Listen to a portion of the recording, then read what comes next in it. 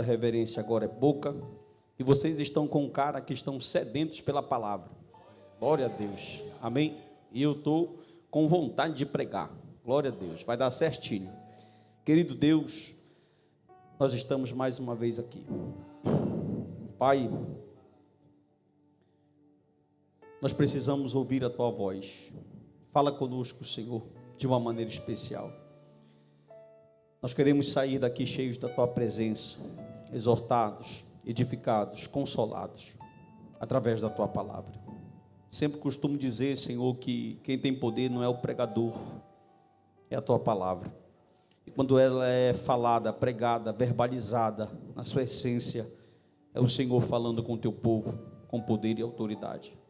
Que tem pais, tem filhos, tem pessoas, tem realidades diferentes. Mas nós queremos, Senhor, ser cheios da Tua graça.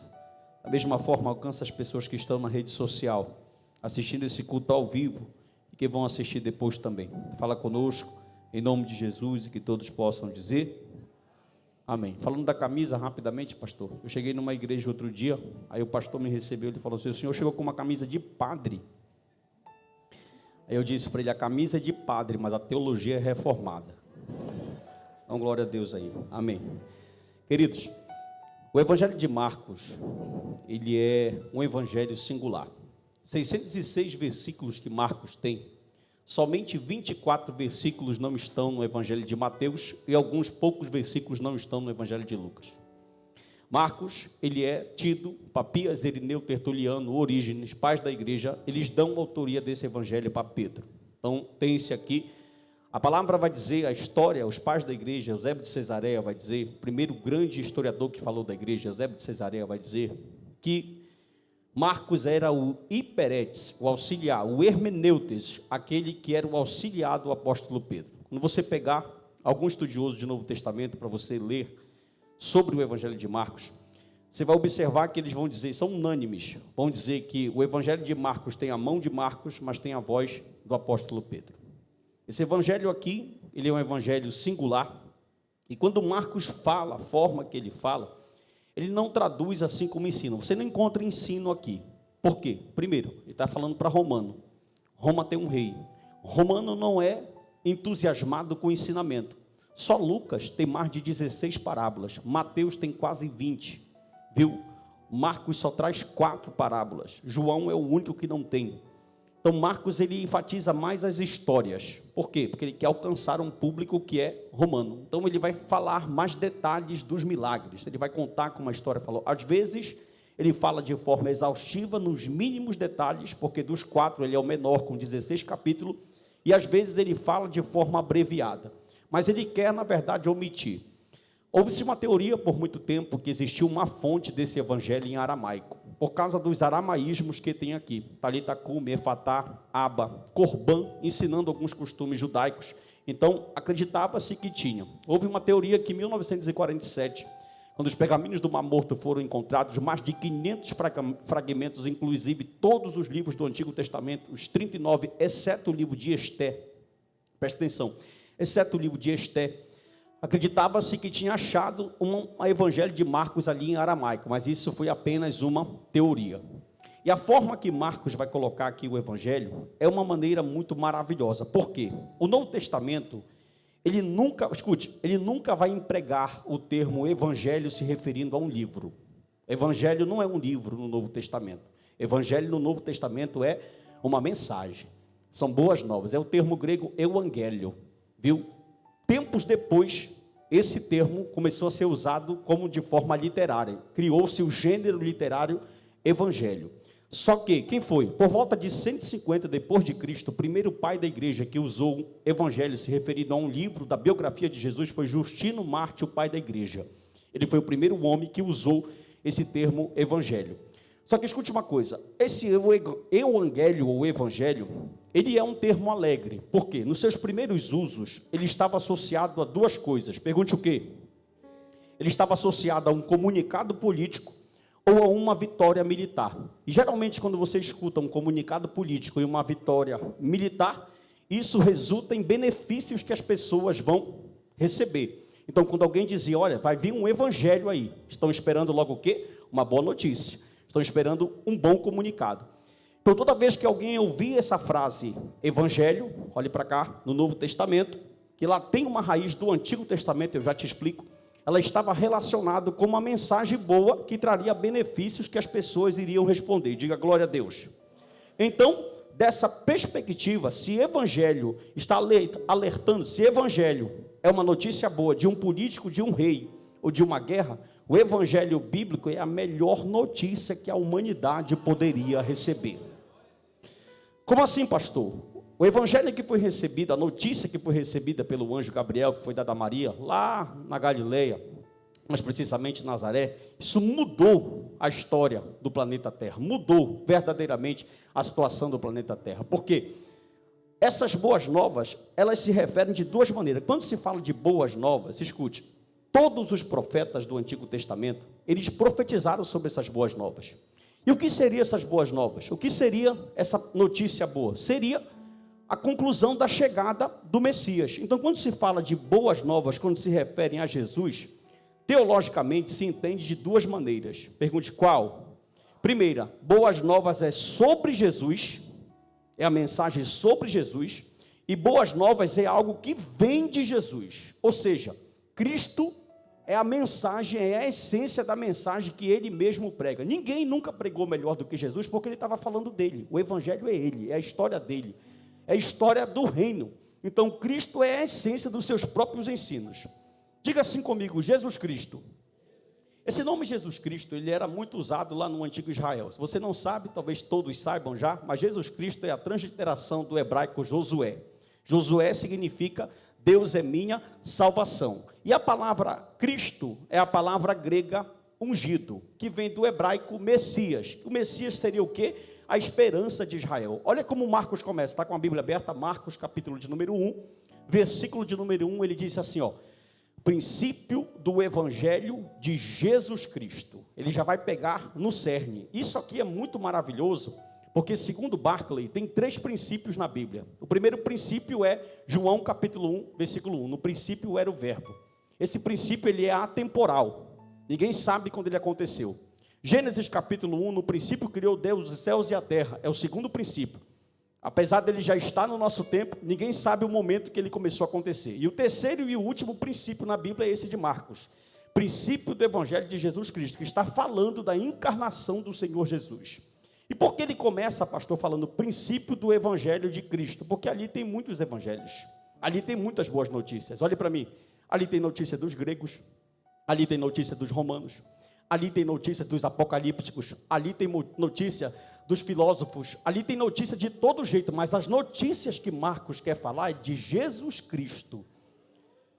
Está embutido no nome algo muito forte, porque ele está falando assim, olha, ele traz o nome hebraico Jesus, Deus é nossa salvação, a transliteração de Josué, e quando ele coloca em Jesus Cristo, ele está dizendo assim, olha, eu vou trazer a história daquele que é a esperança de todo mundo, me ajuda no glória, pelo amor de Deus, a qual todos os profetas profetizaram sobre isso. E ele então vai prosseguindo. Só que preste atenção nisso aqui, ó. O princípio do Evangelho de Marcos, ele vai unir esses dois termos. E o capítulo de número 1, do verso 2 ao verso de número 28, ele já vai mostrar a figura de João Batista. Leia comigo, por favor, capítulo 1, versículo de número 2. Voz do que clama no deserto, prepare o caminho do Senhor, endireite as suas veredas, até o versículo de número 6, e foi assim que apareceu João Batista, pregando o batismo de arrependimento, para remissão de pecados, e toda a região da Judeia, e todos os moradores de Jerusalém iam até ele, confessando os seus pecados, e eram batizados por eles aonde? No Rio Jordão. Versículo 6, a roupa de João era feita de pelos de camelo, ele usava um cinto de couro e se alimentava de gafanhotos de mel silvestre. Gente, olha para cá, uma Bíblia aberta. Você nunca se perguntou por que Marcos não dá características fortes de Jesus aqui nessa introdução, mas ele se preocupa em falar das vestimentas de João Batista e do que João Batista come. Porque, na verdade, o aparecimento de João Batista aqui é o ressurgimento de uma esperança. Como assim, pastor? Praticamente a esperança do Messias vir, de começar o reino vindouro, de vir o Messias, de vir a paz, tinha acabado. Pergunte por quê? Porque tem 400 anos de silêncio profético. Então, os judeus que estão vivendo nesses 4 séculos, já estão mesmo segurando a sua fé, só pela infinita misericórdia de Deus. Por quê? Porque os profetas profetizaram que vinha o Messias.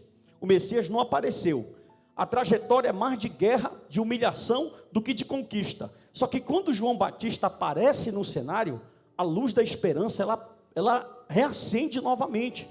De quê? Do Messias vir. Só que quando João Batista aparece, nesses versículos de 2 a 8, o evangelista Marcos, ele está estabelecendo que a vinda de João, escute isso aí, quando ele diz assim, João Batista veio, Marcos está dizendo que a vinda do Batista é o primeiro e indispensável passo para cumprir as promessas de salvação. Tanto que no versículo de número 9, está com a Bíblia aberta? Está dizendo assim, naqueles dias Jesus veio. João Batista está falando assim, presta atenção, o evangelista Marcos está falando assim, quando João Batista aparece no cenário, é um passo fundamental para dizer, a esperança está de pé. Agora presta atenção, lá no Antigo Testamento, um profeta chamado Malaquias, como é o nome dele? Ele profetizou que antes do Messias vinha primeiro Elias. Vinha primeiro quem?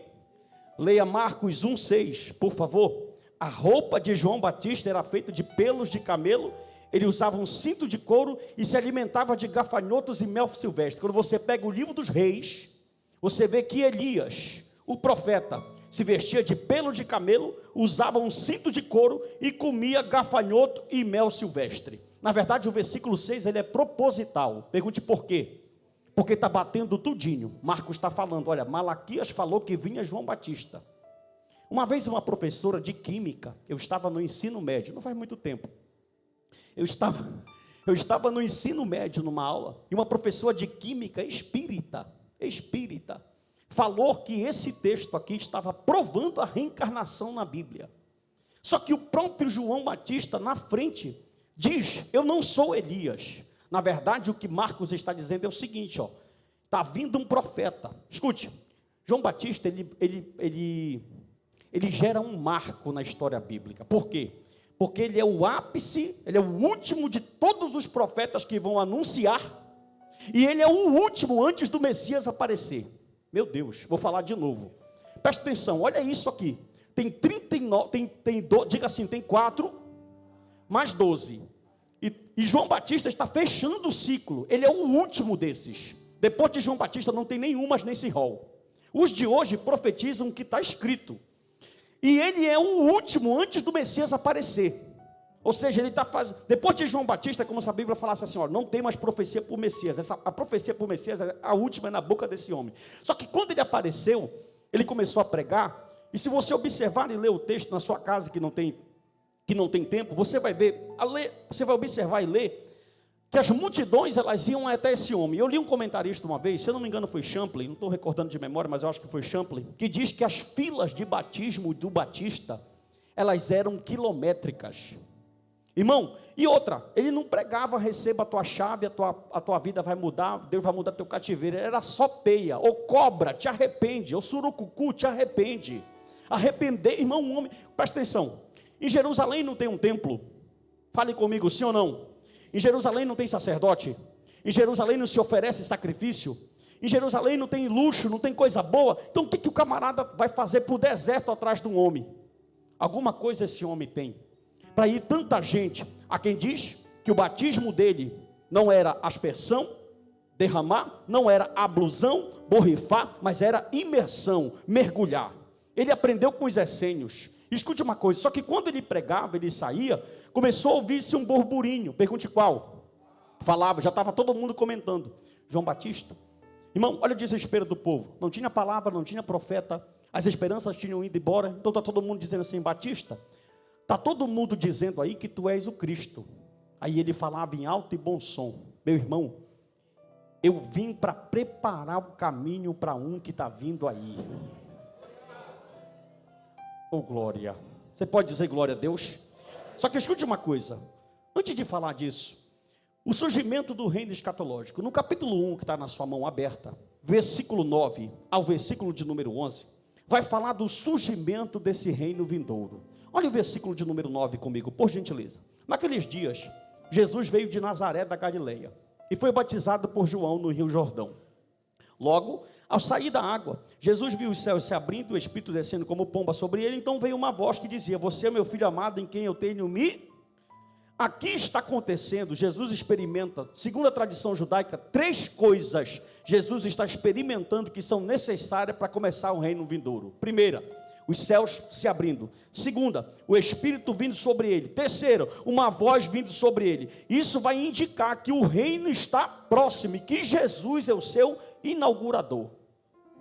Na tradição judaica, elas diziam, os rabinos diziam, que para um novo reino começar, tinha que ter esses 3 sinais. Repita comigo, diga: o céu abrindo, rápido, o céu abrindo, o Espírito vindo sobre ele, e a voz falando.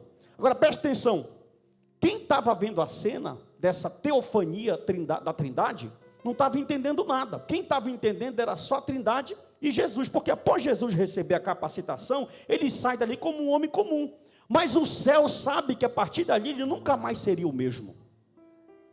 A partir dali inaugurava algo tremendo, que é chamado de reino vindouro, reino futuro, reino escatológico. É o reino que o Messias iria reinar. Quem está aí, diga glória a Deus. Agora preste atenção, você pensa assim: poxa, começou. Então a expectativa que, se realmente Jesus é esse Messias, é que tudo vai mudar. Olha como é a pedagogia de Deus. E às vezes a pedagogia de Deus, ela nos deixa em apuros, porque o versículo de número 12 e o 13, diz que o Espírito vai levar Jesus para onde? Para o deserto. Tem muita gente que poderia pensar assim: não, tu recebeu poder, a voz falou, o Espírito testificou, agora tu vai sair e vai bombar. Não, meu irmão, o Espírito falou: vamos fazer o seguinte, após essa cena, o que era que a gente esperava? Uma manifestação pública de Jesus batendo no peito e falando: olha, o Messias chegou. Sim ou não? Sim ou não, pessoal? Perfeito. Só que o Espírito vai iniciar uma batalha. Olha o verso 12. E logo o Espírito conduziu Jesus para onde? Por quê? Porque antes de proclamar o reino, primeiro tu precisa ser testado. Tem gente que quer trabalhar, mas não passou nenhum teste. Tem gente que quer servir a igreja, mas ainda não foi testado nem a unha.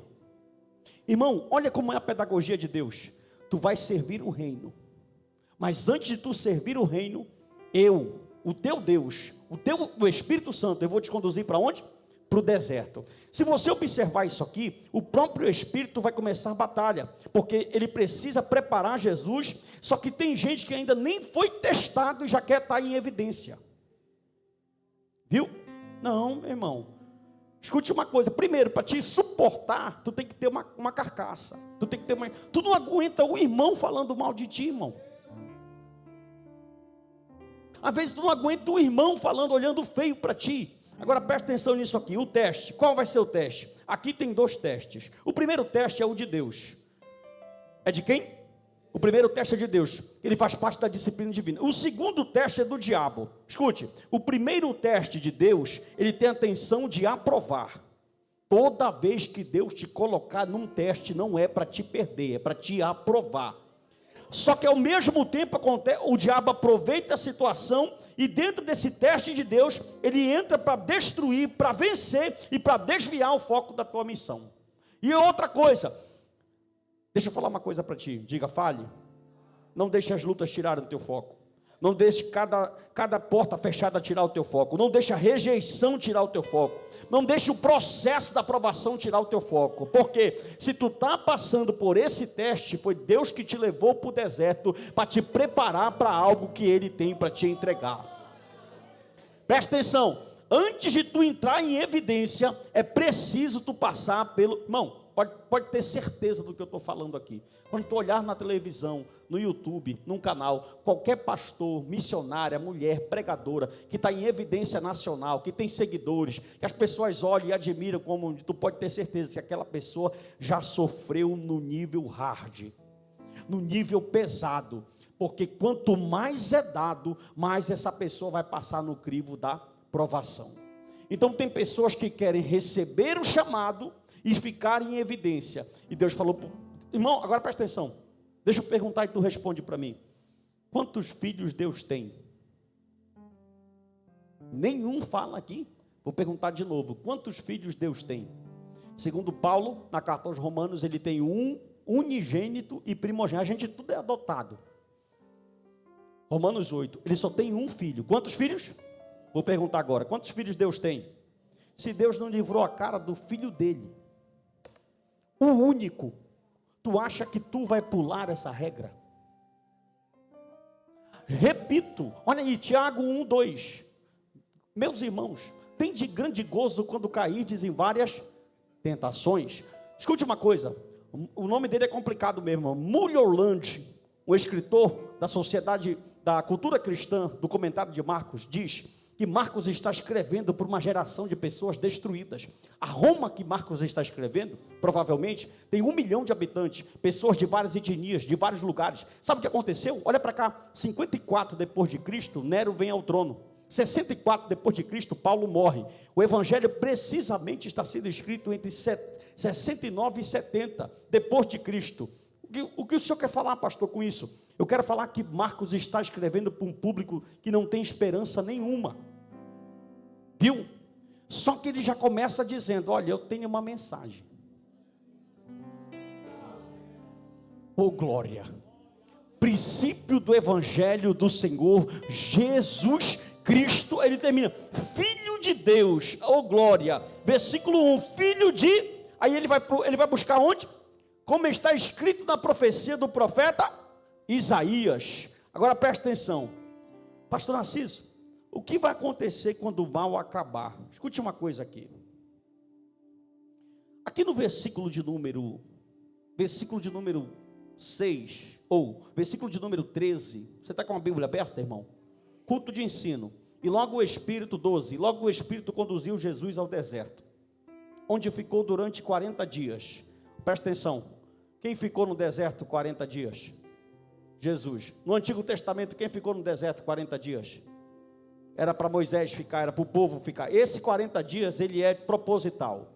Ele está fazendo uma figura de Cristo com Israel do Antigo Testamento. Leia comigo, você vai entender. Onde ficou durante 40 dias. Sendo tentado por quem?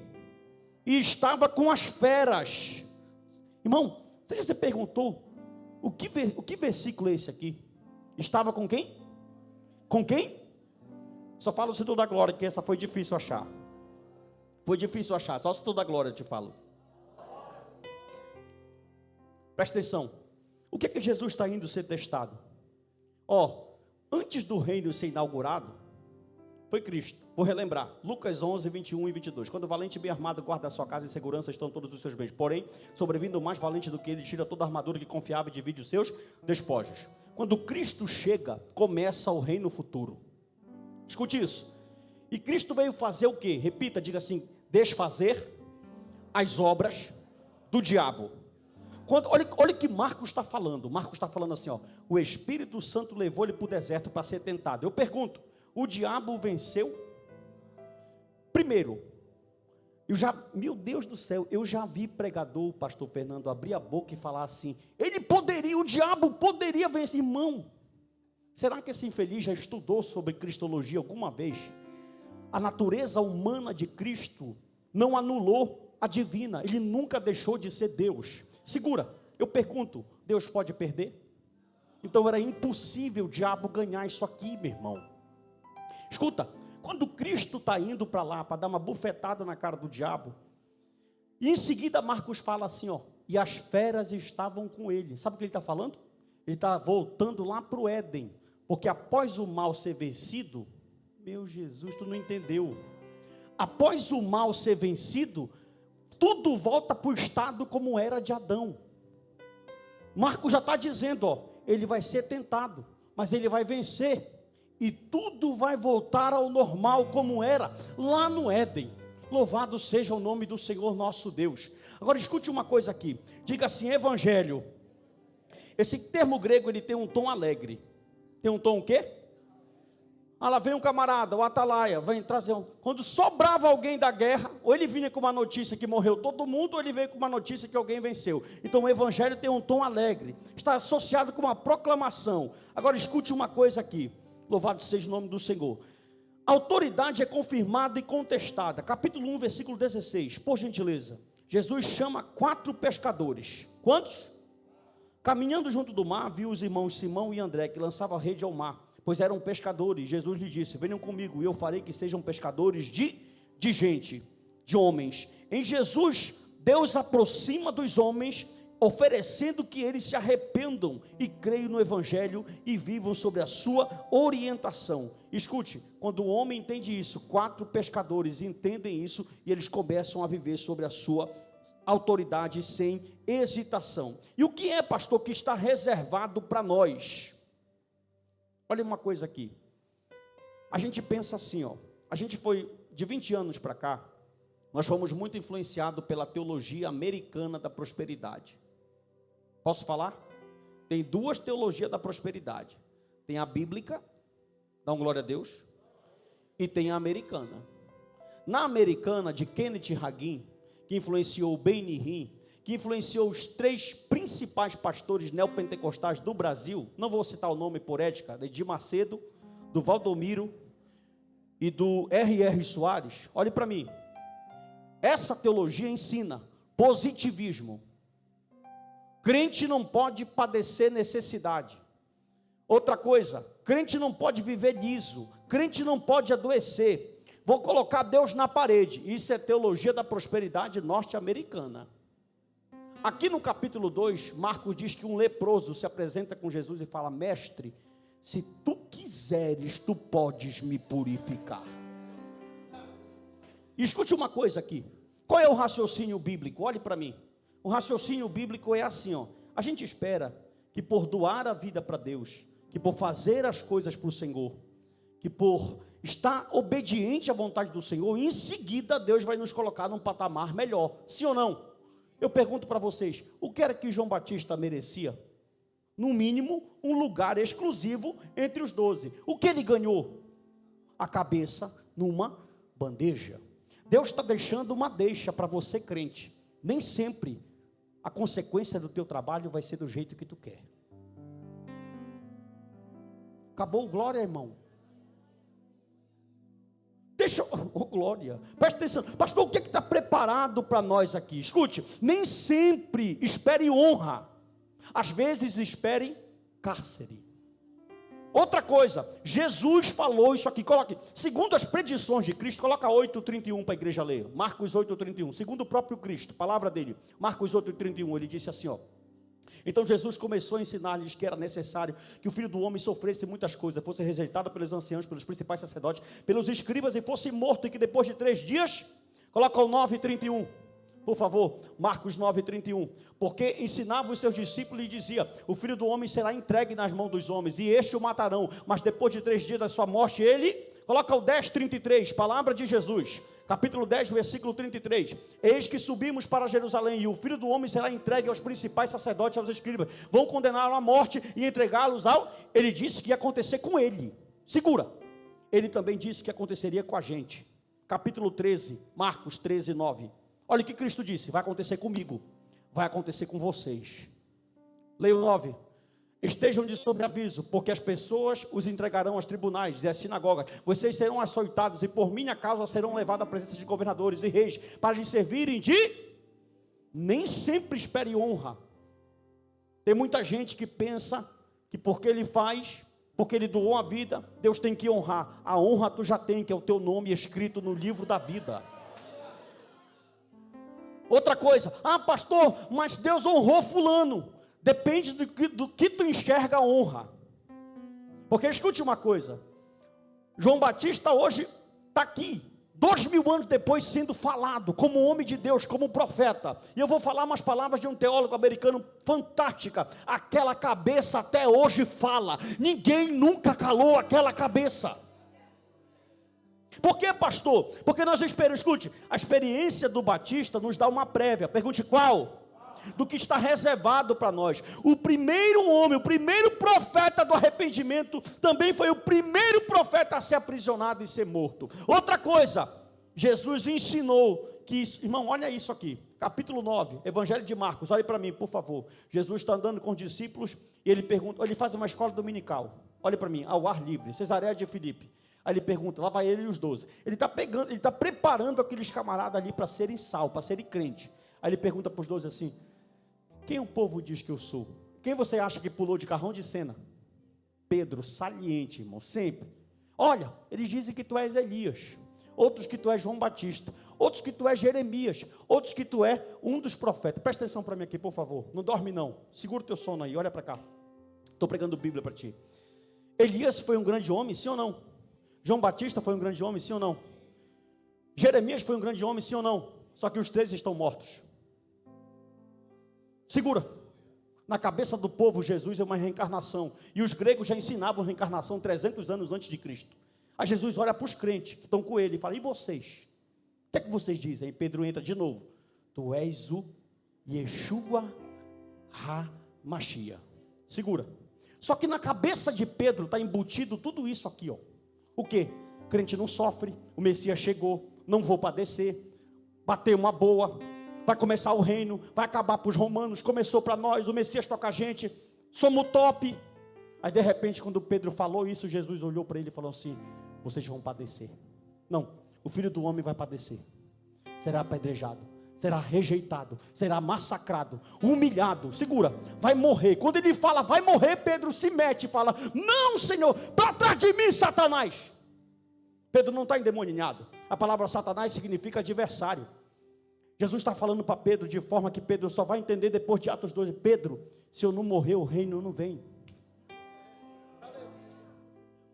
Presta atenção, o reino é manifestado na nossa dor.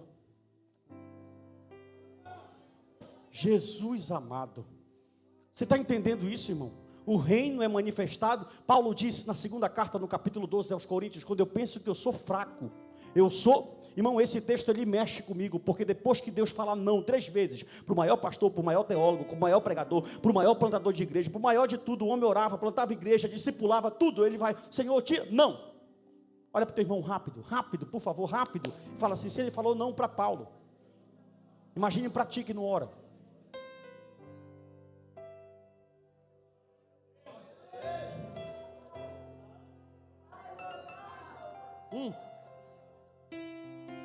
Segura que eu estou esquentando. Presta atenção para mim. Só que Paulo é tão maduro, Tássio, no mesmo versículo, quando Deus fala para ele não, aí ele falou: ah, é, Senhor? Então a partir de agora me aperfeiçoarei, olha o que ele fala: terei prazer nas fraquezas, nos problemas. Irmão, se Deus falasse para ti não: Senhor, eu não falho com o meu dízimo. Quem te disse que dízimo te isenta de luta? Quem te disse que congregar te isenta de luta? Quem te disse que ser filho de crente te isenta de luta? Irmão, João Batista, todo mundo esperava que ele fosse colocado lá em cima, e o que sobrou para ele foi um cárcere. Segura, só que tem um porém. Versículo de número 15, diga glória a Deus. Olha o que Jesus vai falar, ó. Verso de número 15, ele diz assim, ó: o tempo está cumprido e o reino de Deus está próximo. Arrependam-se e creiam no... Escute, quando ele fala o tempo está cumprido, sabe o que ele está falando? Não precisa mais nenhum profeta profetizar que eu já cheguei. Por isso que João Batista é o último. Meu irmão, quem foi que chegou? Não foi um querubim, não foi um anjo, foi o brabo. Oh glória. O reino, leia de novo por favor: o tempo está e o reino de Deus está. Essas duas frases aqui, olha para mim, não sou professor de português, mas a gente pode arranhar. Ela tem 2 verbos no indicativo e tem 2 verbos no imperativo. Olha para mim, por favor, estou terminando. Ela tem 2 verbos no indicativo e tem 2 verbos no imperativo. Como assim, pastor? Presta atenção. Os indicativos que são aqui, o versículo, a palavra, o verbo está. O verbo está são 2 indicativos. Eles estão no presente do indicativo. Que significa o quê? Um estado ou uma indicação. Quando ele fala assim, ó, o tempo está cumprido e o reino está próximo, ele está dizendo, o tempo de Deus está completo, o tempo de Deus está realizado. Quando ele fala, o reino de Deus está próximo, é como se ele estivesse dizendo, o reino de Deus chegou, ele é iminente. Isso é o indicativo, os 2 verbos está. Só que os verbos está, eles estão requerendo alguma coisa. E o seguido versículo tem 2 verbos no imperativo. Olha para mim. E o verbo no imperativo significa o quê? Ordem. Deus está dizendo assim, ó, eu cumpri minha parte.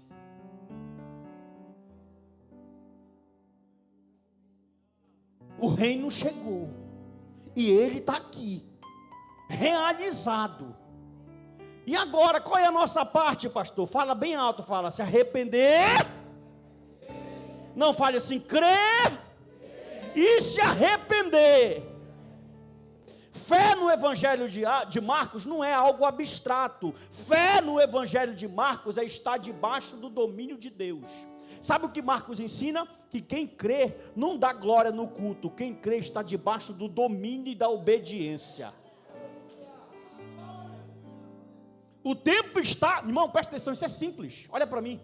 Quem crê que o reino chegou, ele vive em obediência à palavra.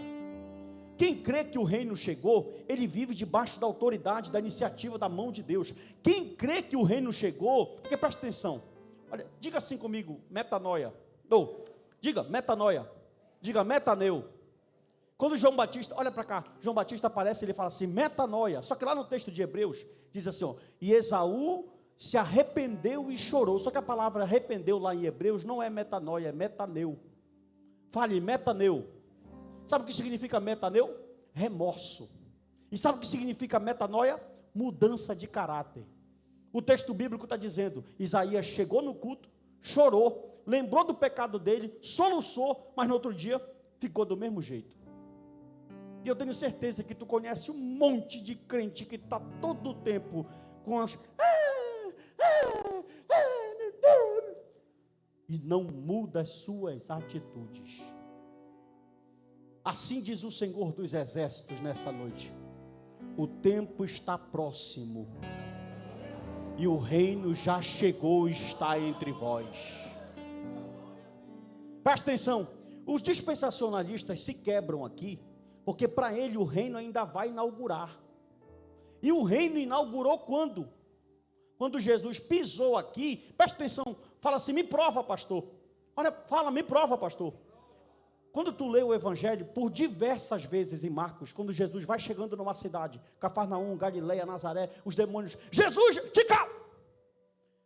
Aí o gadareno, Jesus, te cala! Só nessa, como é teu nome? Legião. Os demônios queriam falar, pergunte para quê? Para denunciar a missão. Um falou assim, Jesus, filho de Deus, olha o demônio crente, irmão, filha da mãe. Jesus, filho de Deus, tu já vieste nos atormentar antes do tempo? Ele sabe que ele tem um tempo determinado. Meu Deus. Um tempo preparado. E Cristo falou assim, ó, te cala. Eu vim com uma missão. E ele cumpriu a agenda certinho. O texto de João 4,4 diz, e era necessário ele passar em Samaria. Passou, curou a sogra de Pedro. Passou, curou a filha de Jairo. Passou, curou a mulher do fluxo de sangue. Marcos 4, acalmou a tempestade. João 6, multiplicou pão. João 8, curou a mulher adúltera. João 9, curou o cego. João 11, ressuscitou Lázaro. Mateus 2, Marcos 2, levantou para... Aonde ele passou, ele cumpriu a agenda, porque o reino de Deus chegou. Marcos começou o evangelho dizendo assim, olha, eu quero trazer para vocês uma notícia melhor que a de um político. Oh, glória. Eu quero trazer para vocês uma notícia melhor de um pronunciamento de guerra. Eu quero trazer para vocês as boas novas de Jesus Cristo, o Filho de Deus, Salvador. Você pode tocar no seu coração comigo assim? Pode tocar, por favor, estou terminando. E fale assim para ele, essa mensagem mudou a minha vida para sempre. Diga assim, e mudou tanto, diga, e mudou tanto, que eu estou debaixo do domínio de cada... Escuta uma coisa, quer ver, irmão? Meu Deus, irmão, olha o poder da Bíblia, irmão, olha o poder da Bíblia. O Espírito Santo, ele é perfeito. Quantos pescadores foram? Diga 4. Rapidinho eu vou ler, ó. Capítulo 1, versículo 16. Caminhando junto ao mar da Galileia, viu 2 irmãos, Simão e André, que lançavam rede ao mar, porque eram pescadores. Jesus disse para eles assim, venham comigo. Disse o quê? E eu farei vocês pescadores de homens. Olha o versículo 18. Então eles deixaram imediatamente tudo e seguiram. Aí viu quem? Tiago e João. E Jesus falou, venham. E eles deixaram tudo. E veio Mateus. E eles deixou tudo. E tu não consegue deixar o teu namoro carnal.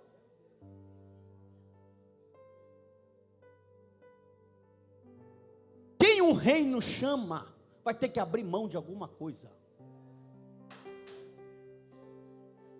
E nós não estamos estamos dispostos a abrir mão de muita coisa. Olha que texto lindo, pastor Fernando. 2 filhos de Zebedeu, empresário da pesca, falaram: pai, pode ficar com os funcionários, está aqui no texto, pode ficar com os funcionários, dá o nosso salário para eles, que agora nós vamos pescar homem, agora nós vamos pescar gente, agora nós vamos pescar pessoas. Paulo teve que perder suas cidadanias, suas regalias. Mateus teve que perder a coletoria.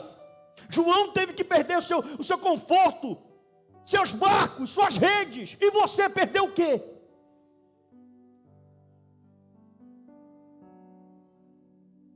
Só quer a regalia. Não, vou chegar lá, vou só levantar a mão, receber a glória, vou embora, continuar a minha vida do mesmo jeito que eu estou. Tu vai pegar taca.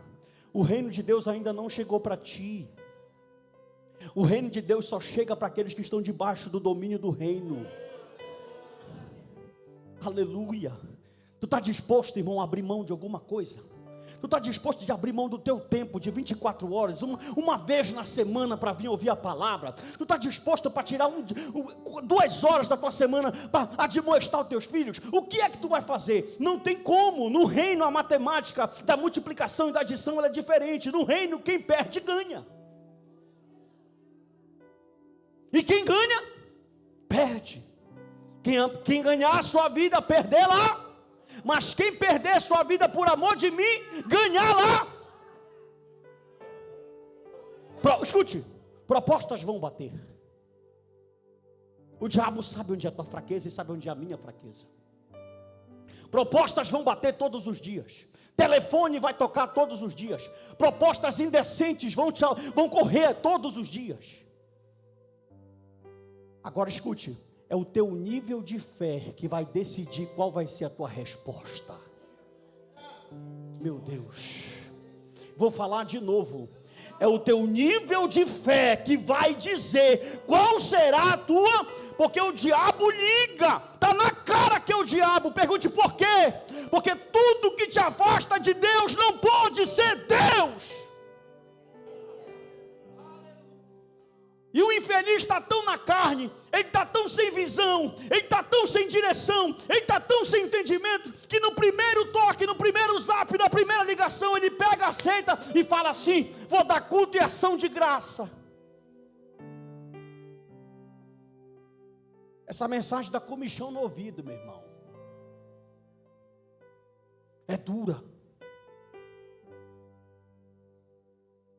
Eu lendo as páginas bíblicas e vendo o povo largando, o povo deixando, o povo... Escute, termino aqui. A iniciativa de Deus, ela requer compromisso de homens e mulheres. Deus não, escute isso, Deus não constrói seu reino independente de envolvimento humano. Como assim, pastor? Jesus define com os verbos arrepender e crer. Ele define que requer que os homens pertençam ao seu reino. E a conclusão, pastor?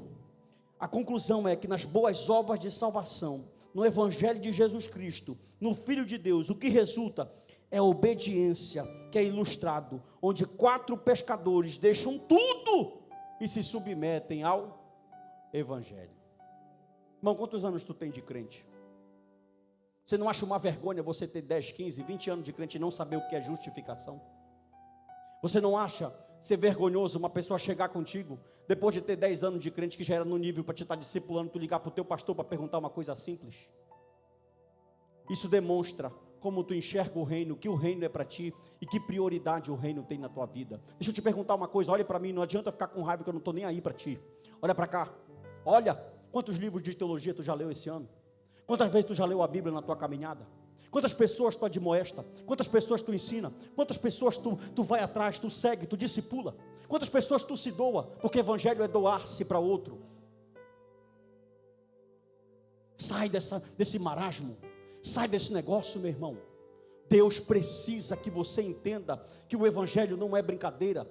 O cristianismo é uma filosofia de vida. A gente precisa evoluir, crescer, falar. A gente precisa proclamar. A gente precisa anunciar. A gente precisa estar cheio do Espírito de Deus. E só quem pode mudar essa situação. Escute, tem a galera que gosta de dar moral para o capeta. Pastor demônio está fúria. O texto está falando que quem levou Jesus para ser tentado foi quem? Então como é que tu fala que é o capeta que está te perturbando? Tu é do capeta? Deixa eu te perguntar uma coisa, olha para mim aqui, o diabo tem legalidade na tua vida? Responde. A Bíblia diz em 1 João que quem é de Deus o maligno não? Então como é que tu atribui isso ao capeta? No teste de Deus, de quem? O capeta entra de penetra. O teste de Deus é para te melhorar. O teste de Deus é para te fazer mais crente. Escute aqui uma coisa. O Senhor trouxe isso aqui na minha mente agora, já terminei. Hoje pela manhã, eu recebi uma ligação de um rapaz, de uma outra cidade. Assim mesmo, ó. Eu postei a foto do culto de ensino. Ele mandou um áudio para mim, ele falou assim, quase chorando. Só o que eu queria era sentar e ouvir uma palavra. Ele falou assim, eu amanheci tão desanimado, com tanta vontade de desistir. Ele foi falando, eu preparei um texto imenso e mandei para ele, umas palavras e mandei para ele. E eu fiquei lembrando e comentei com a minha esposa, lugares onde as pessoas estão morrendo por falta de alimento. Por quê? Porque o culto é só dança, teatro. A irmã do balé, 10 minutos. O irmão do teatro, 10 minutos. Bíblia que é bom, que muda, nada. A irmã da coreografia. Isso, o que isso aqui te edifica? Me fala aí para mim, fala. Palhaçada, rapaz. Pega a história da igreja e vê se tinha essas palhaçadas aí. Pessoas morrendo dentro das igrejas. Canta homem, heresia. Canta criança, o hino herético. Canta os senhores, canta as zeladoras. 15 minutos aí o microfone. Não é no muito falar. Olha o miserável. Enquanto igrejas que tem palavra, que o irmão escolhe se ele quer comer na terça, na sexta, no meio-dia ou no domingo, ele não vem.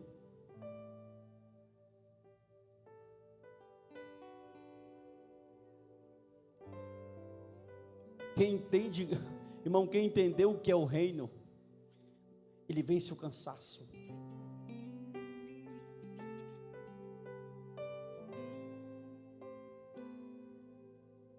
Não procure Deus só quando você não estiver bem. Uma das palavras, rapidinho, uma das palavras que eu falei para ele, eu falei assim, meu filho, eu quero falar uma coisa para ti. Eu disse para ele assim, sabe o que foi que mudou muito para mim? Quando eu aprendi que Deus não se adora por sentimento, mas com responsabilidade. Eu falei, tem dias que eu amanheço assim desanimado, mas eu vou por responsabilidade. Tem dias que eu amanheço querendo parar também, mas eu vou por responsabilidade. Tem dias que eu amanheço sem nenhum ânimo, mas eu vou, porque eu não adoro a Deus por sentimento. Tem dia que tu vai amanhecer querendo se desviar. E se tu ligar por sentimento, tu não segue a tua vida cristã. E é nesse dia que tu está quebrado que Deus fala, hoje eu pego ele. Oh glória. O diabo não quer que você chegue aqui. O diabo não quer que você chegue a uma igreja onde a Bíblia está sendo ministrada. Ele sabe que a semente cai em solo fértil, em solo pedroso, em solo de espinho e em solo bom. É uma questão de sobrevivência. Estou te esperando